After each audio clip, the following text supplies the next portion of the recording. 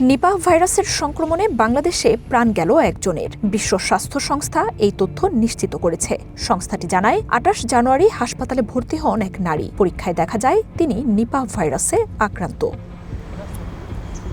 গত মঙ্গলবার international health regulations national focal point IHR-NFP Bangladesh থেকে বিশ্ব স্বাস্থ্য সংস্থাকে রাজশাহী বিভাগে নিপাহ ভাইরাস সংক্রমণের কথা নিশ্চিত করা হয়। তারপর শুক্রবার এই নিয়ে এক বিবৃতি দেয় বৈশ্বিক সংস্থাটি।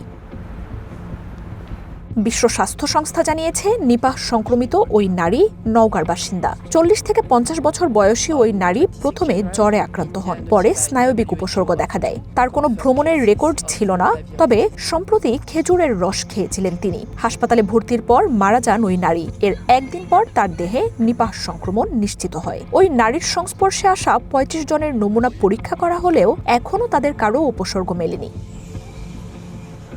ভারতের পশ্চিমবঙ্গে 2 জনের নিপাহ ভাইরাসের সংক্রমণের খবরের এক সপ্তাহের মধ্যেই বাংলাদেশে এই রোগে মৃত্যুর ঘোষণা এলো।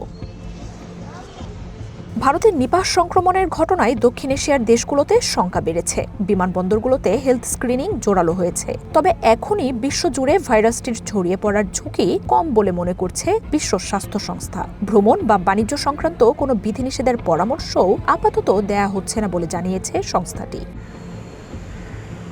বাংলাদেশে 2001 সাল থেকে 348 জন নিপাহ ভাইরাসে শনাক্ত হয়েছেন, যাদের প্রায় অর্ধেকই কাঁচা খেজুরের রস খেয়ে রোগটিতে সংক্রমিত হন।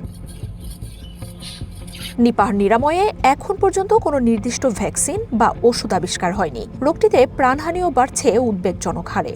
বিশ্ব স্বাস্থ্য সংস্থার প্রধান তেদ্রোস আধানম গেব্রিয়েসাস এক বার্তায় রোগটিকে বিরল কিন্তু গুরুতর হিসেবে উল্লেখ করেছেন। ভাইরাসটির বিরুদ্ধে লড়তে কার্যকর প্রতিরোধ তৈরিতে কাজ চলছে বলে জানান তিনি। মার্জিয়া উপমা, ওয়ান ইন্টারন্যাশনাল ডেস্ক।